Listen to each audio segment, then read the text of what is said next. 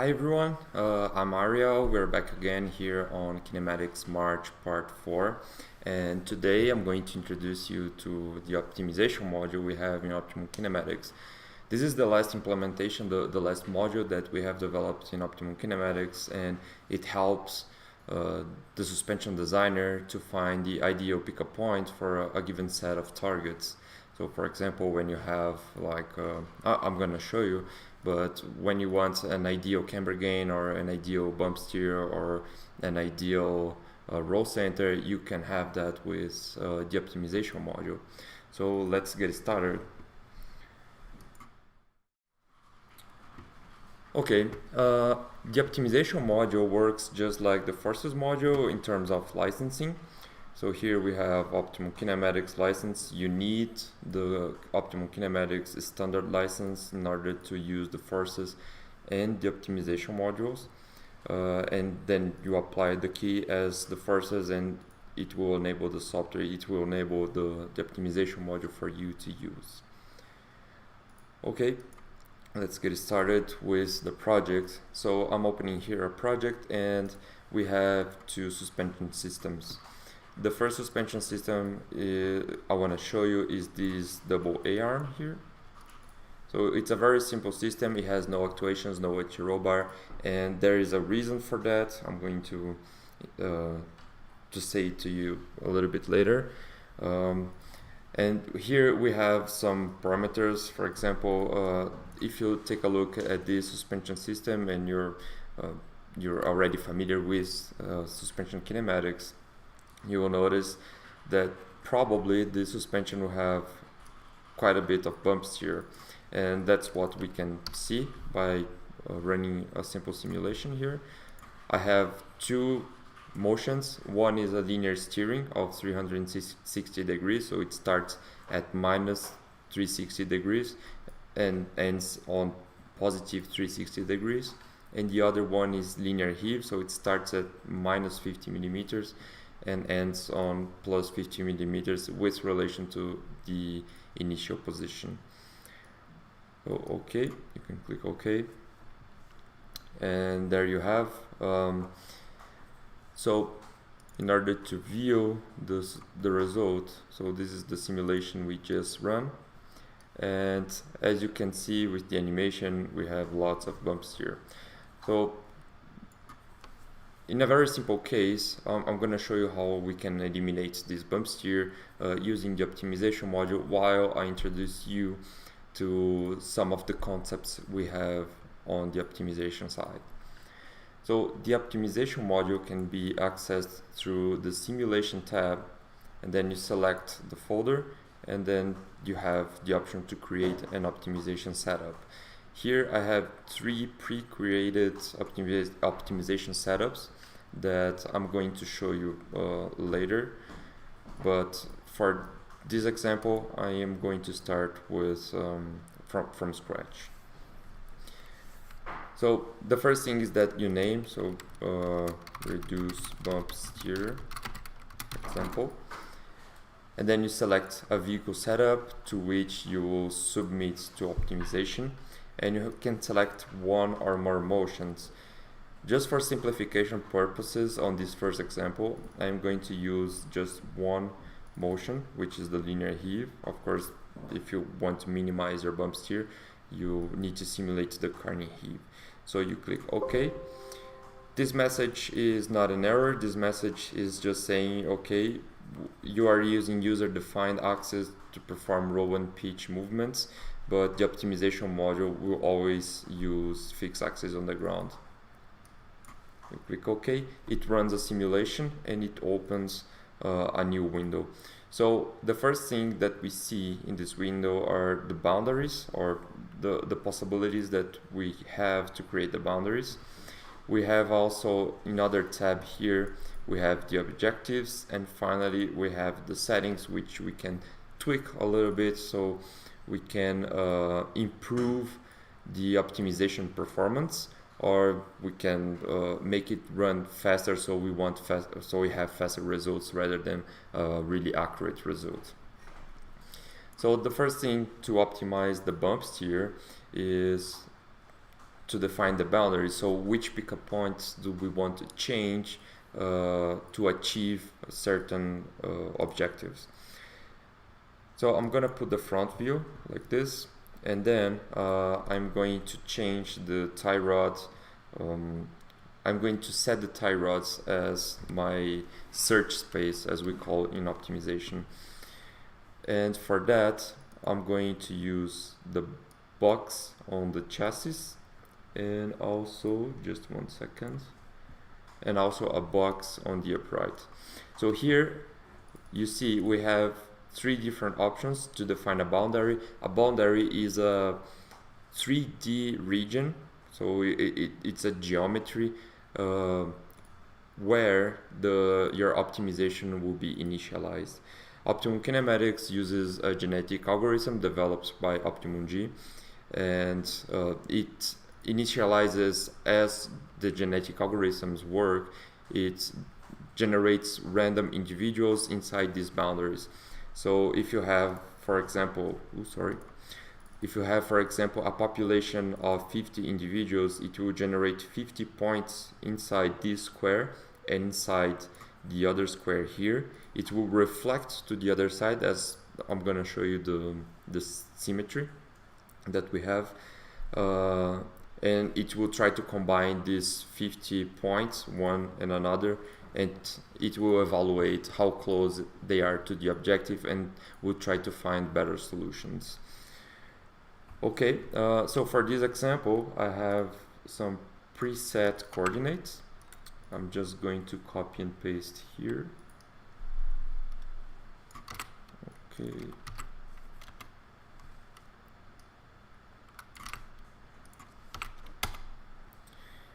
So you can see that with the box boundary you can set the coordinates of the 2 most opposite points of the box, and then you set them here. I'm going to speak about what hard means and what symmetric means as well. Just gonna copy here and paste. Okay, so there we have. Imagine a situation in this case where you want to keep the same steering rack, but you have some room where you can reposition that steering rack. And on the outside, I chose this this plane, let's say, because it will not change that much the steering ratio. So of course it will change the steering ratio, especially the variation with steering, but if you have this on the same plane, you will not have too much variation. So that's why I chose this particular shape here. So what does the hard means? Well, the hard parameter here in options, it means that the search will start from inside these boxes, these volumes, but they will not be restricted inside those boundaries. So for example, if I uncheck one of these boxes, theoretically the search could leave this search space, and the search for this point could be outside these boundaries that I have set, but they will always start from this set of positions. And symmetric means that all the changes done to one side, they will be reflected to the other side.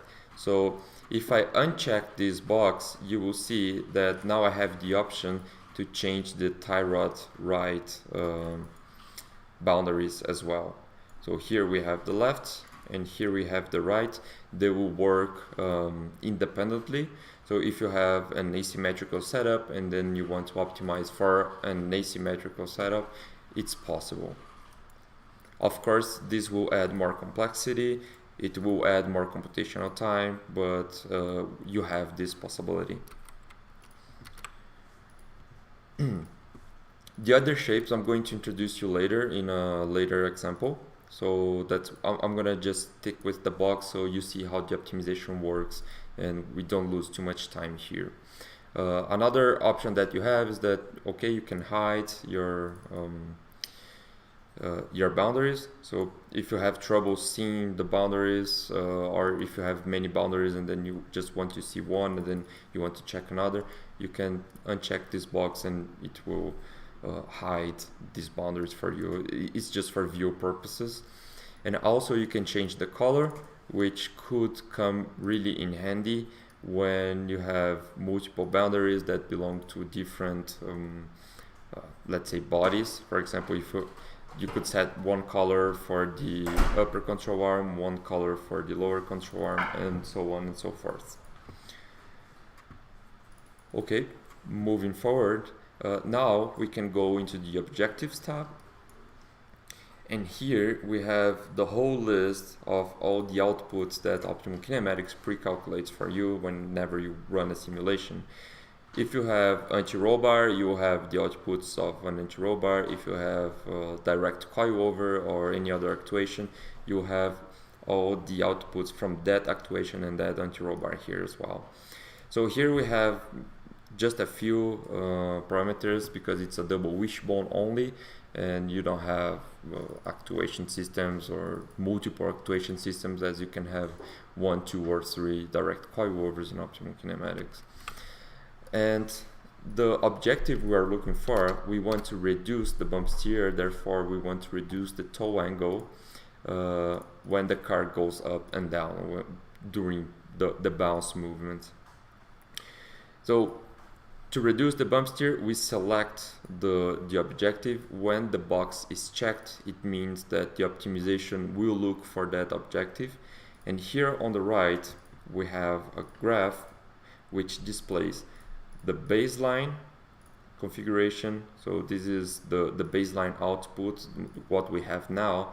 And in green here is what we are expecting from the optimization.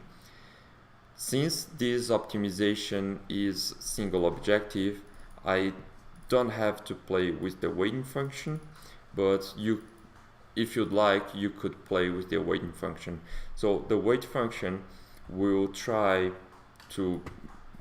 weight, as the name suggests, it will weight the function as you see. So for example, if I want to prioritize the vehicle movement in 0 completion percentage. By the way, if you want to change the x-axis channel, you can change it by here. So we are simulating heave, you can put heave. There you have minus 50 millimeters and plus 50 millimeters. So if I want to prioritize the toe angle to be 0 around this 50 millimeters or around this minus or plus 50 millimeters, you could build weight function that looks like a triangle. And to do that, you come to this table, and at 50% motion completion, you will not be able to see this as the heave motion, it's always motion completion. So if we change the x-axis, there we have, and then you set it to 0. So this point in the middle, the optimization will totally ignore that because you have 0 weight, and it will prioritize the edges of this motion range. Another interesting feature that you have is that you can click on the points to add more points, and then you can also come here and hit delete, it will delete the point. You can always hit Ctrl S to save your optimization setup. And then here below we have some other parameters. So for example, we have a scaling factor. For single objective optimizations, it makes no sense to change the scaling factor. But when you have multiple objectives and you are comparing, for example, toe angle to anti-dive, anti-squat, so you have 45% on one side and you have 0.3 degrees on the other, and the computer doesn't understand that they are units and they are different, so you have to use these scaling factors and the weight functions to normalize your objectives, so they have kind of the same priority, or you could prioritize one objective with relation to another. That's also possible. So here we have the objective function. We also could use a cubic interpolation for this function, which is a straight line. It won't make any difference. But for example, the weight function below, if I choose true, it will smooth out these curves. So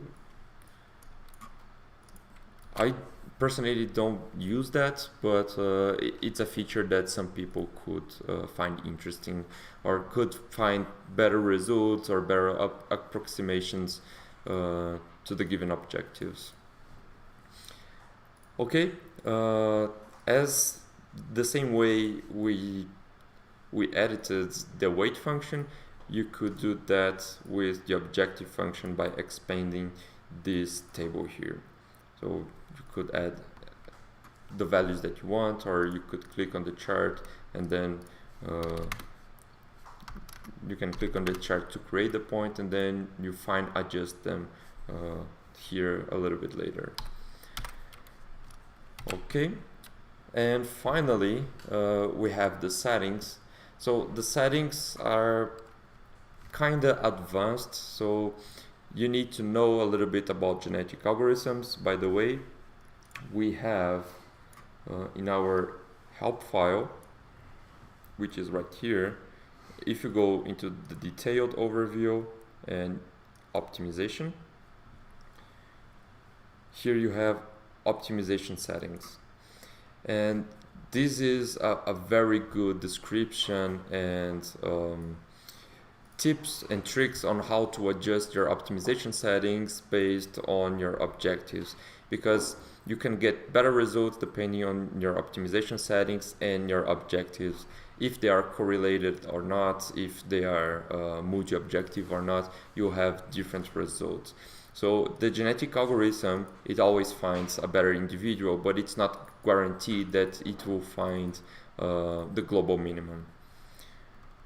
And here, for example, you have some suggestions about how many boundaries you have and the population size that you should use, maximum generations, mutation algorithms, crossover, selection for reproduction and replacement, and so on and so forth. So it's all described in our help file, and we put a lot of effort to write that. So it's a really good starting point for whoever is getting started with optimization. Okay, going back to Optimum Dynamics, here we have, for example, maximum generations. This is the number of generations that you will run your optimization before it stops. You have here the stop criteria, which are criteria that will actually stop the optimization once they are met. So for example, when you hit a selection pressure of 0.95, it will stop the optimization. The selection pressure is the rate of the best individual. Actually, yeah, it is the rate of the best individual divided by the average fitness of the whole population. And this is also described in the help file in case you have any questions or doubt about that. We have rolling selection pressure, which will check that this condition is met through the whole, through all these generations. So for the past 10 generations, if this condition is met 10 times, then it will stop. We have an overall fitness. So if you're really aware, or if you already know your numbers, you can ask the optimization to stop once this fitness is achieved. And also, the same as the rolling selection pressure, you have the rolling overall fitness, which is the same. The only difference here is that you have a threshold, so it will always it will only stop when this fitness, this best fitness is reached, and the threshold, the variance between the current fitness and the previous one in 10 generations ago is below this number. So we have these options. I don't personally use them a lot, but sometimes when you have really really long optimizations that demand hours, it could be really useful. Okay, so going further, here we have other options. One is population size. So population size is the number of suspension systems that will be evaluated every generation, sort of. Depends on the selection for replacement and reproduction, but I'm going to get that a little bit later. And we have the mutation rate. So the higher the mutation rate, the slower the optimization might converge. But if you use a value, let's say 0% mutation rate, then possibly you will fall into a local minima and you will not be able to get out from there. So 5% is a common number to be used. All the settings that you have here as a default setting, they are they are general enough that you can use in many optimization processes. So you don't need to go there and study optimization and read the whole help file just to start using the optimization module. So here we have the genetic operators, the crossover, the mutation, if you want to use multi-parenting. Here you also have the selection for replacement, which is the truncation, and reproduction, you have the tournament. So just for this example, I'm going to change the truncation to generational. I'm going to keep the tournament. You have the log file path, so you can access the optimization log if you want to debug, or if you want to see what is going on, or you found an error, or your system is not being pushed further away. It's stuck in a local minima, so it writes a log, and then you can set the file path there. Also, there is the number of threads. The optimization module uses multi-threading because it's computationally expensive. And for example, on my computer, I have a laptop with 12 logical processor and 6 physical cores on my CPU. It's an Intel i7 9750H. So what I usually do is that OptimumKinematics by default uses the number of logical processors that you have -2, so it leaves 2 processors just to keep the graphical interface running, and the other 10 will be dedicated to the optimization process. What I'm going to do today is that I'm going to reduce this to 8 because I'm streaming and I don't want the stream to freeze. And yeah, now we can run. And to run the optimization setup, you select the optimization setup that you want to run, and then you click on run. It opens on another window like this one. And to start optimizing, you just click on the play button here.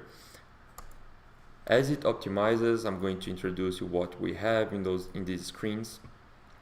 So here you can see the suspension system trying to adapt, or the optimization algorithm trying to adapt the suspension system to the objectives that we have set. So it's trying to reduce the bumps here as much as it can. And you can toggle the boundaries here, for example. So here we might run into a problem because if you have a straight tie rod, it could hit the lower wishbone, especially in bump. So we might want to go back and put these boundaries a little bit up. Also, what you have here on the left is that you have a table containing all the coordinates of the points that you are changing. So we have the tie rod chassis and the tie rod upright. Here we have the baseline configuration points, and here we have the optimized. And here we have a little bit of you have the delta between these values. You will notice that the delta won't change that much. especially for the Y position, because the delta they are, at least in the chassis, it's fixed, and on the X direction we have a plane on X, so ideally we wouldn't have a variation in this coordinate here. So there we go. We might have a problem of a local minima because the boundaries are too strict. So probably it would be good to add a little bit of volume. But anyways, the optimization already finished, and we got a total of 1 minute and 50 seconds to reduce the bumps here. So what is our objective? If you come here, you have the objectives tab, and we have only one, and this objective is under the linear heave 50 millimeters, but you can double click this and it will display a graph showing the results of that optimization. So here in green we have our objective, in blue with the crosses we have the optimized system, and in orange we have the baseline. So basically not including the setup time, because I had to explain a lot of concepts. In under 2 minutes we completely changed the bump steer of the car, and we got really close to the objective. Of course, if you have broader boundaries, or if you use soft boundaries as we call, then you would get even closer to this line, but it's not the objective here. Okay, what I can show you also in this screen is that we have this slider here on the top, and you can click and drag this slider, and you will see for every generation that you have, you will see the system changing and finding a better solution. So let's say, okay, this is my final solution, but I think I prefer like this solution, maybe because the tie rods are better aligned, and the bump steer is not that bad, because when you roll this, it also shows the chart. So maybe I like this system, the very first one that we found. I like this system better. So you could add this system to the project tree by clicking on this icon. Okay, so I'm gonna name it double 8-arm reduced bump steer Gen 0, which is the generation where we found the best solution. You click OK. It successfully added the result to the project tree, so you click OK again. And you can do that for as many generations as you want. So we can do here the same.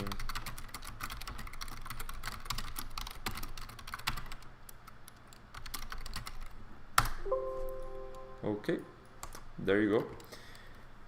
So when we go back to the main window, to the main OptimumKinematics window, we will have access to these suspension systems there. Before we close this window, I want to show some other commands that we might play a little bit with later, which is when you play, you can pause the optimization, so you stop using your CPU. Let's say, okay, I'm running an optimization, but I have a meeting and I need to use my computer, so you can pause the optimization. If you're already happy with the results, you can stop and it will stop. And if you click on this last button, this will abort.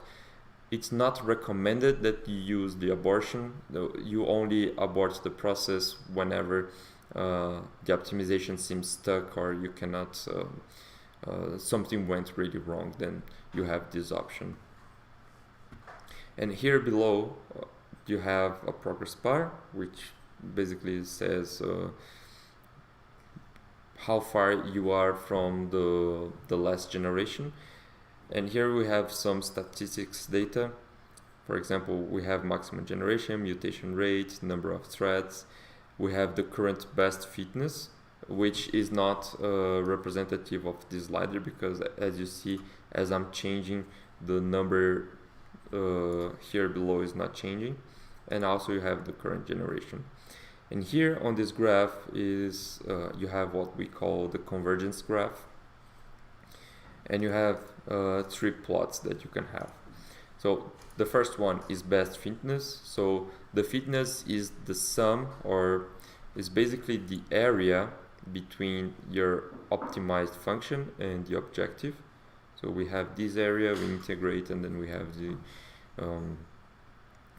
the fitness value. And also we have the average fitness, which calculates the fitness values for all suspension systems in our current population. And this average fitness is used to track how close or how diverse is our population.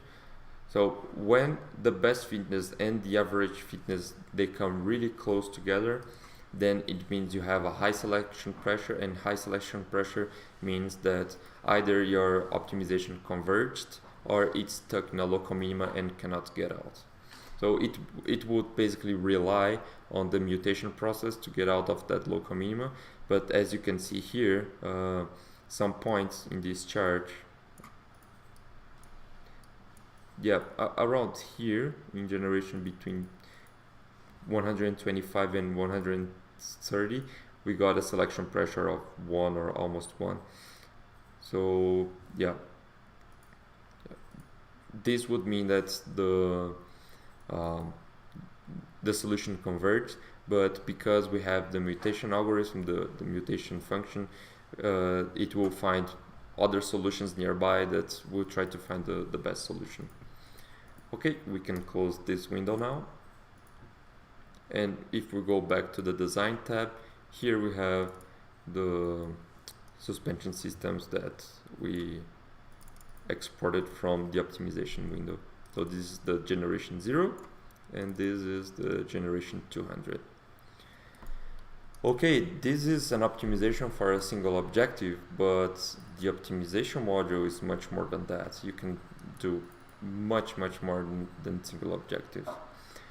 So here we ran an optimization, a bump steer reducing optimization minimization for a single objective. We could do the same with, for example, this motion ratio.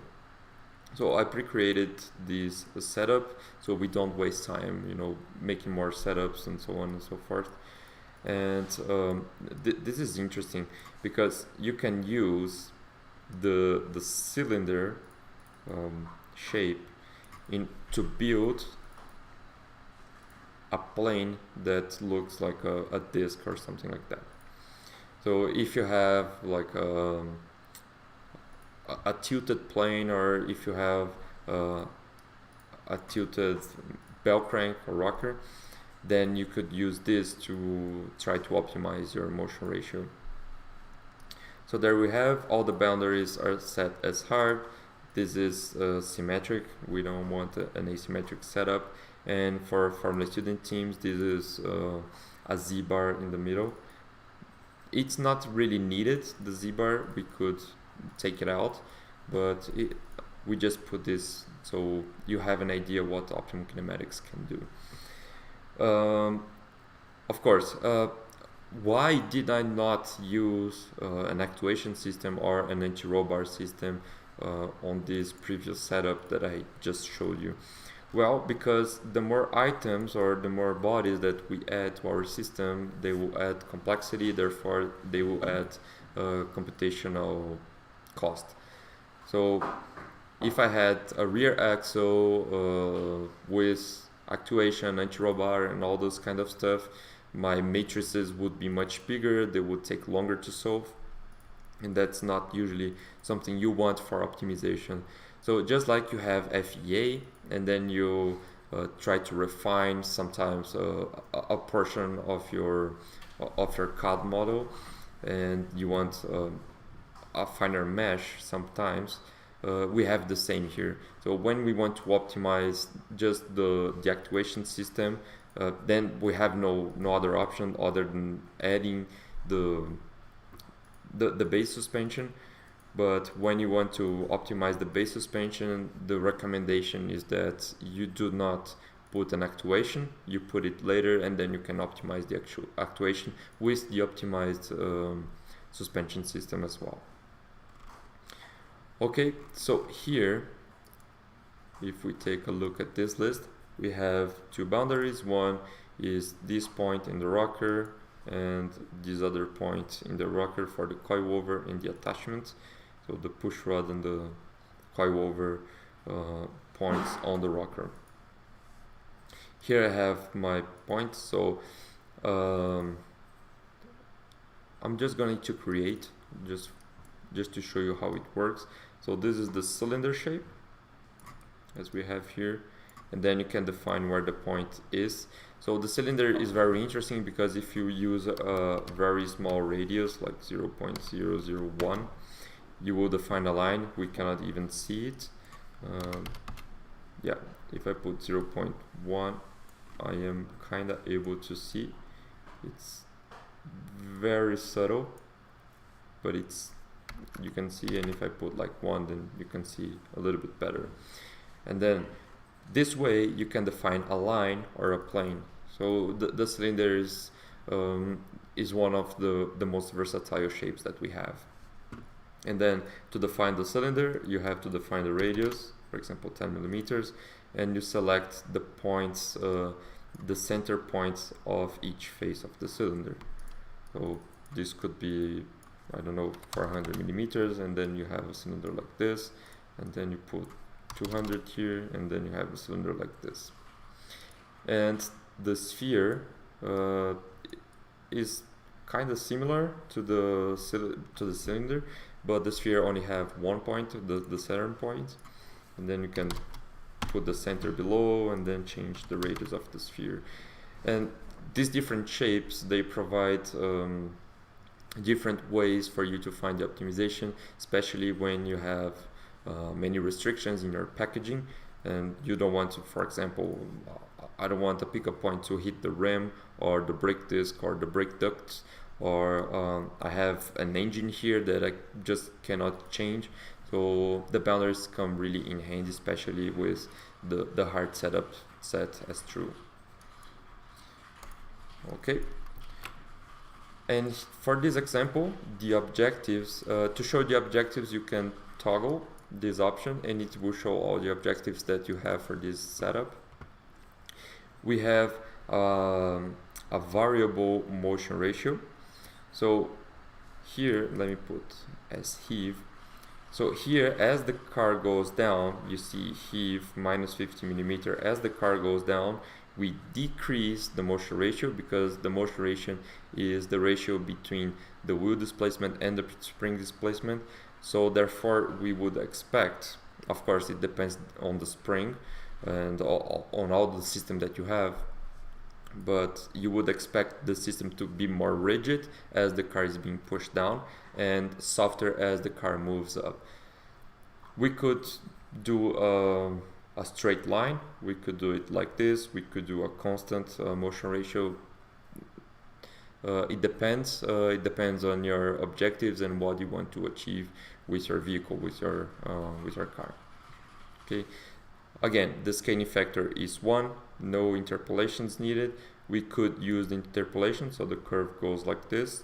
Seems like more realistic. We can use that. And here on the settings, I have preset the settings. Actually, I did not change anything on the settings, and we can just click run. Again, the window pops up on another screen that I have, and then we start the optimization. As you see, the pause button comes up, and if you want to pause the optimization for whatever reason, you can hit pause and it will pause on the next generation. Again, you can resume the optimization, and as you see, we already got really good results. You can toggle the boundaries here. So let's put like this on the front view. Yeah. So we already got really good results in less than 30 seconds. And if we go to our objectives tab, this is what we have. So the optimization module is capable of getting really close, really close to the objectives that you set. So this was the initial position, the initial motion ratio, sorry, and this curve, the blue one, is the optimized. So as you see, if you're already happy with the results, you can just come here, click stop, confirm, and that's all. And also you can go back and forth with the slider, so you can see everything and how it's working. The same with the 3D view, by the way. So this is the initial position, and then it keeps finding better solutions until it achieves the best solution so far. And oh, let's say I forgot to add the suspension system to the project, and I just hit close. So you will be warned that you're closing and you did not add the result to the project. So if we continue, then everything that you see in the screen is lost. Otherwise, you can hit no, come add to project, and then double arm push pull optimized motion ratio. Okay, so now we can close. Now you won't get prompt again because you already saved at least one result. So be careful about that. And there we have. So here we have the optimized system with our desired motion ratio in under 30 seconds of computational time. And the last optimization that I want to show is the multi-objective one. So here we won't have time or enough time to run an optimization that gets really good results, because this is a webinar, and the point here is not for me to speak like for 2 hours just to wait for the optimization to finish. But this is another example where we have the three types of boundaries in one system. We have the sphere here, so the spherical boundary. We have the box and the cylinder on the thyroid. So what I personally usually use is I like to use the cylinder on the outboard points, because they kind of mimic the limits between the rim and the brake disc, so you're sure that you're not pushing too far, or you're not pushing too far, and then you also ensure that you do not touch the rim. So that's good. And the same here, all boundaries are symmetric and hard. We can play. I'm gonna run one optimization. It will last for 3 minutes or so, and then we can take out the hard boundary and we see what happens. If the point gets out of there, it could be good, could be bad, I don't know. And here, if I show the objectives, we have 8. So we have camber angle in steering, we have steering ratio, we have Ackermann angle, we have camber angle, we have toe angle, we have scrub radius, we have mechanical trail, and we have roll center height variation. Okay, I'm gonna explain these points a little bit for you, just so you know why I chose this. So this is the camber angle. We can also change a little bit the weight function here, and at 50% make it 0, so it's not important. So the camber angle in steering, we usually, to change the camber angle in steering, we usually use the kingpin inclination and the caster angle. But since the optimization module is capable of doing this, you don't need to, you have to care about the angle, but to define the camber variation because of these two parameters, you don't need to do that anymore. You just say, I want this camber, and then the optimization module will do that for you. So you don't have to do the caster and KPI variation analysis for camber angle anymore. Of course, since we are changing the tie rod position, we would like to keep the same steering ratio, and here we have the same for the Ackermann angle.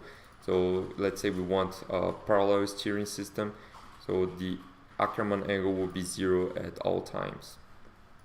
And here we can also set the weight to 0 at 50, so we prioritize the edges of the movement. The steering ratio here, I made kind of a triangle, so we follow the same pattern, but be sure that it goes against the Ackermann angle, because since you have a parallel steering, you would expect this curve here to be a little bit more flattened. And if you just come here and copy all the points from the baseline function, this could really trap you into local minima, because here you have always an objective with zero fitness, so it would always be shifted towards this objective. So I personally don't really recommend, so that's why I have this triangle shaped objective. And if you want, you could use the cubic interpolation, so it looks more realistic, and the same for the Ackermann angle. If you had like an anti-Ackermann or a pro-Ackermann, you could use the Ackermann angle and the cubic interpolation to approximate to reality. So these functions, they are evaluated in steering. So here we have minus 360 degrees of steering angle at the steering wheel, and here we have plus 360 millimeters of steering angle at the steering wheel. So we are evaluating 3 objectives when the car is being steered, and we are evaluating 5 objectives when the car is pushed down or pulled up. So here, for example, this is heave, and the heave goes from minus 50 to plus 50 millimeters. And this camber angle, let me show you how I got this. So you can copy all the points from baseline, and we have 2 really handy functions, which are offset and scale. So this scale function will scale your objective. So if you put 1.5 here, you click OK, there you go. The visualization works better with the completion percentage. So for example, if you want to scale again, scale down 0.9 or 0.4. Sorry. If you want to scale down, put 0, so we flatten the curve, or you want to scale up, scale amount 2 times, 3 times, and so on and so forth. You can also offset. This is not very useful for the camber angle variation, because we have, especially because we have camber angle equals 0 at 50%, but this could be useful for roll center. Okay, this curve looks nice. And then so we want a little bit more of camber variation in heave. There is no scientific basis for this particular example, but let's say if you have like track data that shows that improving the camber angle variation in heave could improve your lap time or could improve your car balance, then this should definitely be used here. So for toe angle variation, here I have a custom toe angle curve. So the optimization module doesn't only work for eliminating bump steer, but imagine that you have a target bump steer that you want to use, and this is what it does. You can customize your bump steer curve. For example, I need a different vehicle behavior or a different vehicle balance when I have slow corners or fast corners due to downforce, so you can play with that. Also, we have here the scrub radius. So usually you want to minimize the scrub radius, but on the front axle, since the steering wheel is the only feedback to the driver. So if we put it to 0 and then let's say the tire goes flattened or you have a puncture or something, it's possible that the driver would not feel. So we want to minimize, but we don't want 0. And therefore we reduce the efforts on the steering system. So you use less steering power and so on. Here the same for the mechanical trail. Here I'm putting it a little bit up because you have a shift on mechanical trail. You have it goes negative after a given value, and this could be kind of hard because if your contact patch doesn't move, it means that if your mechanical trail goes the opposite way, you would feel the difference on the steering wheel. So instead of feeling the torque on the right hand, you would feel the torque on the left hand side. So this could be sort of dangerous. So I put just 10 constant. And the last one we are looking at is the roll center variation. So here we also have a roll center that goes below the ground when the car is pushed down. And the initial position is okay. I don't think it's really detrimental here. It's 88 millimeters. It all, of course, depends on your CG height, on your driver preferences, on the jacking forces, and so on. But let's say we just want to reduce the variation a little bit, and then it's okay. Now that I showed you all the objectives that we have here, I want to show you the different scaling factors that I have set for these different objectives. So for example, this camber angle, you have minus 0.8 degrees that we are comparing against steering ratio of 20. So we need to bring these values, we need to normalize a little bit these values and set a given preference. So that's where the scaling factors come really in handy.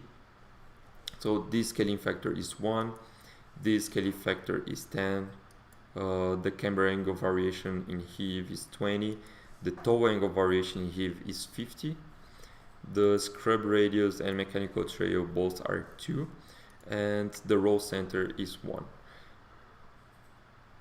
So since we have a multi-objective optimization, I played a little bit with the settings. I still have a maximum generations of 200 individuals and a population size of 50. It should be more based on our settings, but if I add more population size, it would take longer for the optimization to run. So just because I'm displaying and we are streaming this live, I don't want to do that. And here, the main changes that I made is that I'm using the selection for replacement, I'm using the truncation. And the reproduction, I'm using the ranked. So this ranked selection reproduction uses what we call the Pareto frontier. It will take all the Pareto frontier and it will try to merge these Pareto solutions into forming new sets and so on and so forth, while the truncation will only look for the overall the overall fitness or the best fitness of each individual. Okay, so we hit Ctrl S to save and hit run. There we have the window. Here you can see many other point coordinates because we have not only 2 but now we have 4 boundaries. And we hit play, and now we see the system moving quite a lot. And this type of simulation, when you have multiple objectives and they are connected and some are not, it could take a while for this to run or to find a good solution.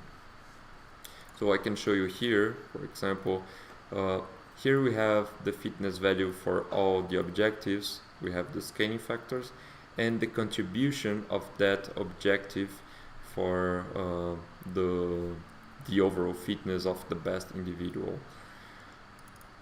So if I open, for example, the Camber Angle variation, we want 0 camber angle variation in steering, so we want to reduce that curve. And as we see, the optimization algorithm is trying to reduce the distance between the blue curve and the green curve. And here we have for the others. And this type of optimization, it's really complex because sometimes you improve one objective and you worsen another. So, but it's definitely much faster and much more accurate than doing this by hand. So yeah, there we have many other objectives. So for example, this one is really good, the toe angle variation in heave. So we had 2 degrees, so 2.5 degrees to almost 4 degrees of bump steer, and now we have kind of approximation to the ideal curve. And all the objectives, they are being optimized at the same time. This is really important because if you try to optimize suspension kinematics once, and you probably took 1 week or 2 weeks, and then it starts getting really frustrating because you change one pickup point or one coordinate and it changes not only one parameter but many. So this is much more useful and accurate than doing it by hand. So here, as you can see, the mechanical trail is kind of far away. Okay, maybe we should change the objective. I don't know, could be one solution. But this is okay, the scrub radius. At least it doesn't go below 0. Oh no, it goes below 0 at the very edge. So we could try to improve the weight function on this side. And also, oh, this is good. So we almost got on spot the row center variation here. So this objective is really good.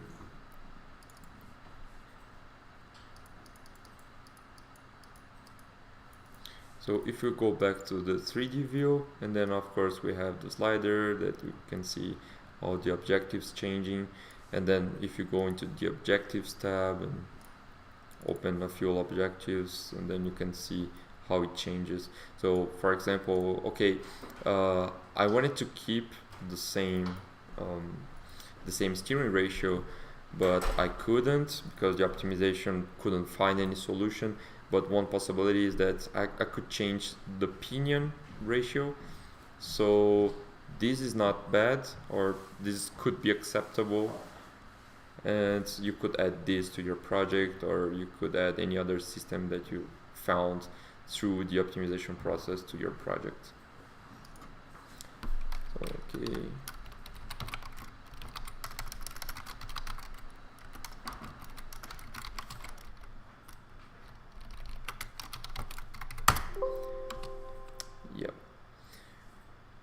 Okay, if everything is okay, everything's fine, then we close this window and we go back to our project, and there we have our results, our resulting system.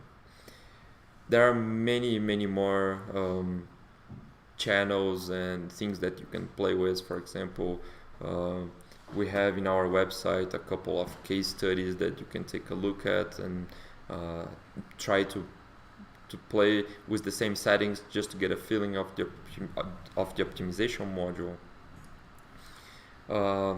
Here, the last thing that I want to show you about the optimization module is that, let's say I want to add or I want to remove a motion from my system. So we can come here. Oops, that wasn't expected. Yeah.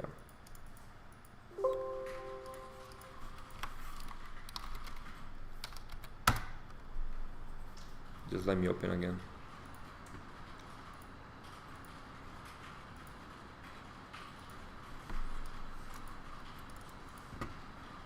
Yeah. Okay, so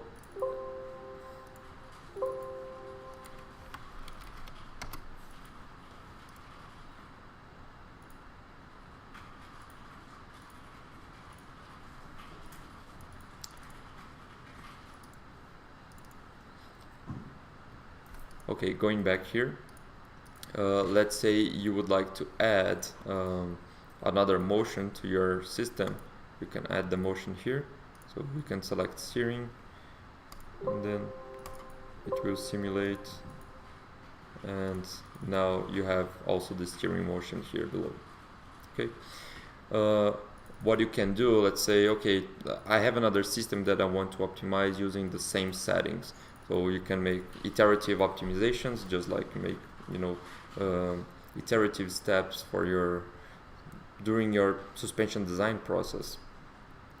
And then you can come here, you can export your boundaries, your evaluation, or your settings, and then you can import them back. So it's also really handy. Okay, I think that's all for today for the optimization module and also for Kinematics March. Thank you for watching. I'm going to take a look at the questions if we have any. Just one moment.